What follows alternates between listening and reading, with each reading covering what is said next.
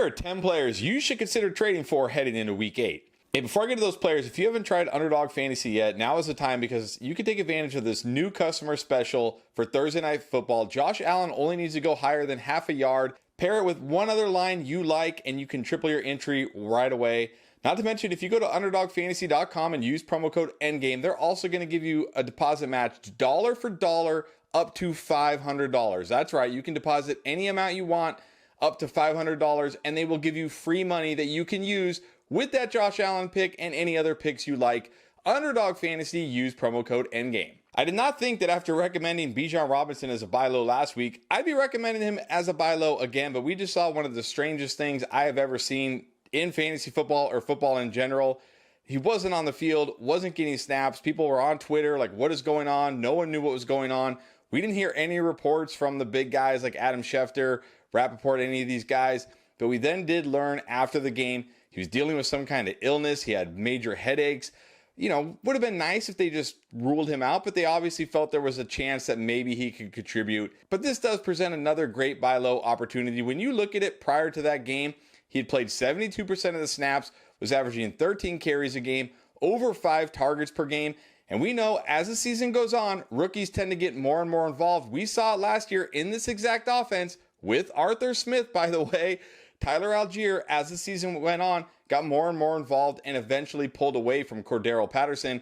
That is probably what we're going to see from Bijan Robinson this year. So this is a great time to once again go out and try to trade for him if you didn't get him last week. And I would be more than happy trading a wide receiver like Jalen Waddle, who still has a lot of name value, but really is a clear number 2 to Tyreek Hill, and a running back like Najee Harris, who just came off a big game, who people may believe in coming out of the bye, to get a running back like Bijan. And I'm also still willing to sell high on Adam Thielen if I can. He's coming out of the bye this week. He has a ton of value right now. And you could also pair him with another running back like Rachaad White, who's been okay this year, had a nice game in week 7. These two players might get you Bijan. Now, another early round running back who hasn't really paid off this year, he's been good but not great, is Tony Pollard. But again, he's also getting the usage, playing almost 70% of the snaps, averaging almost 16 carries per game, averaging just under 5 targets per game. He's had a ton of red zone chances, and the Cowboys' upcoming schedule is so good for running backs. We should see a much better Tony Pollard going forward, but people are pretty nervous about him because expectations, they used a second round pick on him, and he hasn't given them second round returns. If I could move a wide receiver like Mike Evans, who's had some nice games, people are really back on the Mike Evans train, and a running back like Brian Robinson, who's scored a touchdown each of the last 2 weeks, but has also lost touches to rookie Chris Rodriguez, I would do it. I would also trade a wide receiver like Amari Cooper. Look, I really like Amari Cooper, but at this point, I'm worried he's just going to be saddled with bad QB play all year. I think now is a good time to get off him if you can, as well as a running back like Ramondre Stevenson, who's had a couple nice games in a row, but I'm still not fully bought into him rest of the season. Now for a stud wide receiver who's had 3 down games, Davante Adams. But look, it's not his fault. It's his QB play. Think about it, 3 weeks ago, Aiden O'Connell started. 2 weeks ago, Jimmy G did start, but he left that game pretty early with the back injury. Then he had to play with Brian Hoyer. And last week, he had to play completely with Brian Hoyer. Thankfully, it seems like Jimmy G's injury isn't serious. There was even talk he could play this week. And if he does, Davante Adams is going to bounce back and once again be an elite wide receiver for fantasy. And everybody who took advantage of this opportunity and got him are going to get the rewards of that. If you could trade a running back like Derrick Henry, who's kind of been up and down this year, and look, maybe getting traded, we don't know if that's going to be better or worse for him if he even does get traded, and pair him with a wide receiver like Tyler Lockett, who really hasn't been that good this year, but still has a lot of name value, I would do it to get Adams. And then once again, I would trade a wide receiver like Jalen Waddle, who's probably pretty similarly valued to Adams right now. Maybe pair him with a running back like Dameon Pierce coming out of the bye, who still has some name value. That might be enough to get Devontae Adams. Chris Olave has also been a bit of an underwhelming wide receiver this year. He hasn't been as bad as people seem to think he's been. He's had 10 or more targets in all but 2 games. He's been pretty good for fantasy in terms of PPR leagues, putting up decent yardage totals, putting up decent reception totals. But look, everybody just saw what he did on Thursday night when he didn't finish that route that Derek Carr threw into the stands, and then he got yelled at by his quarterback. People are pretty panicked about Chris Olave right now. This guy is still a very talented wide receiver, and the target share he's getting is absolutely incredible. It's going to turn around for him, and his upcoming stretch of games are fantastic. We could start seeing it this week because in the next 3 games before the team's bye, he gets the Colts, the Bears, and the Vikings. And I would happily trade a running back like Aaron Jones, who, yeah, he was disappointing in week 7, but he still has the name value. People still believe in him. If I could get Chris Olave straight up for Aaron Jones, I'm doing it.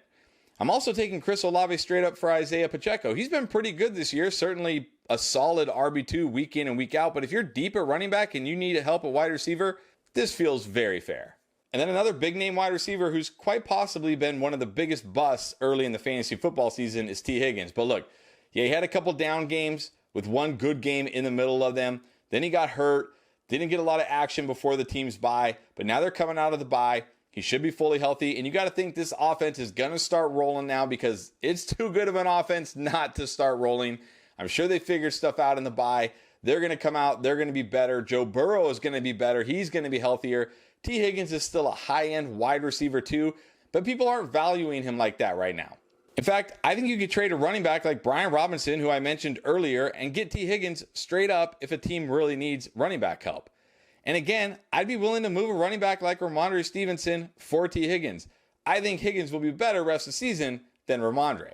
And this might be your last chance to go out and trade for Marquise Brown of the Cardinals because we could see Kyler Murray in week 8. We got to get Josh Dobbs out of there. Look, I know the Cardinals, they're not going to go to the playoffs. They're not, playing to make a run this year or anything. But Josh Dobbs, he's been okay, but he's really been holding back Hollywood Brown. Marquise Brown should be having some huge games with the type of usage he is getting. He just needs a quarterback. Kyler Murray is going to be that guy. We're going to see him either in week 8 or week 9 at the latest. And Marquise Brown is coming off 2 down games, so this is a time to go get him before Kyler comes back and Marquise Brown starts exploding. Don't forget, this guy was the wide receiver 5 last year before his foot injury with Kyler Murray. And again, I'm going to say if you could trade a running back like Brian Robinson for Marquise Brown, I think that's a great move. I'd also be willing to trade a tight end like Darren Waller. Coming off a big game, people still believe in the name value. If you have another tight end, like maybe you grab Sam Laporta early in the season, I would happily move Darren Waller for Marquise Brown. Let's go back to running back, and I'm finally ready to say now is the time to go try to trade for Javonte Williams. Look, he may not pay off for you right now, but he's starting to trend in the right direction, and you don't want to wait until he has a huge game because then you can't go trade for him. He's coming off a game where he just had 15 carries, had over 80 yards, also had 4 targets, and in his last 2 games, he's averaging over 5 yards per carry. He's starting to look healthier. No, I still don't think we're going to see 100% Javonte Williams this year. And sure, the Broncos offense is probably going to cap his upside to some degree, but it's not going to take a lot to get Javonte Williams right now. And if he gets better and better as the season goes on, this trade is going to return great dividends for your fantasy team. And again, I'm going to say if you could trade a wide receiver like Tyler Lockett, who has a name value but's been a bit underwhelming, I would do it. And I would also be willing to trade a wide receiver like Jerry Jeudy, his teammate, who's getting a lot of hype right now because people think he might get traded. Maybe he'll go to a better situation. I don't think it matters. I would take Javonte Williams over Jerry Jeudy. Now, how about a quarterback? I don't usually recommend trading for a quarterback, but I think Justin Fields is a great guy to go trade for right now because it looks like he's going to avoid surgery. The timeline we're hearing is 2 to 3 weeks. 1 week already down. That means you're looking at potentially 1 to 2 more weeks. And then you get Justin Fields back. This guy we know was coming on. He's a stud quarterback for fantasy, at least, with what he can do with his rushing. He was starting to come on before he got hurt there. And people are dropping him in some shallower leagues. So right now is a good time to go out and trade for him if you have an IR spot and you can just stash him on IR and wait for him to come back. And you need a quarterback. And I'm going to say Najee Harris is a great piece to go out and get Justin Fields. Look, he's coming off a good game in week 7, scored a touchdown, but I'm not quite ready to say Najee Harris and this offense is all the way back.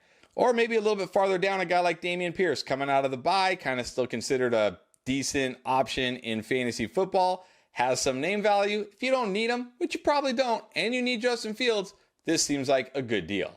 Back to wide receiver, and Deontay Johnson returned in week 7, but he didn't put up a huge fantasy game, which is good because it means you can still go out and potentially get him. He only played 66% of the snaps, but he had 6 targets, 79 yards, 5 catches. He's probably going to play closer to 100% of the snaps in week 8, now that he's fully removed from that hamstring injury. He's still the guy here. Yes, George Pickens had a nice game too, but you can't go out and trade for George Pickens. Deontay Johnson is a guy who's still very undervalued in fantasy right now, always undervalued in fantasy to be honest, but especially now because he hasn't played since week 1, didn't do a whole lot in week 7. If you need wide receiver help, he's a great target. And you might be able to get him for a running back like Chuba Hubbard, who had a great game before the team's bye, and people kind of think he might be taking over this backfield, and I don't think that's the case. Or how about his teammate Jaylen Warren, who scored a touchdown, continues to put up decent fantasy games, and people really believe in for some reason and think he's going to take over this backfield, I guess. And then finally, I'm going to recommend, if you can, go try to trade for Tyjae Spears, because we're hearing rumors that the Titans could be looking to move Derrick Henry. And look, these trades don't always work out, but this one actually makes sense because the Titans, they're done. They're not making it this year. They need to do something with this offense. They can't roll into next year with Ryan Tannehill and Derrick Henry again and now 32-year-old DeAndre Hopkins. They need to make changes here. This seems like a trade that could actually get done because A, the Titans need to move Derrick Henry, and B, they might want to let Derrick Henry in his final years have a chance to try to go win a Super Bowl. And if Derrick Henry does get traded, Tyjae Spears is going to be an every week must-start running back. Even in the limited amount he's been on the field this year, he's been great. If he gets a chance to be the workhorse, he's going to be fantastic. He catches passes. He doesn't have much value, if any, right now. Now is the time to go get him. And if you can trade a running back like Deontay Foreman coming off a huge Week 7 game with Rashawn Johnson coming back and Khalil Herbert potentially coming back, now is the time to do it. Or a wide receiver like Curtis Samuel had 3 nice games in a row, didn't have a good Week 7 game, but he still has value for teams that are needy at wide receiver, and Tyjae Spears is just sitting on people's benches. So there's 10 players I think you should be trying to go trade for, but if you want to know who to pick up off the waiver wire, who you should and should not be panicking about, we got you covered. Check out our Week 7 playlist right here.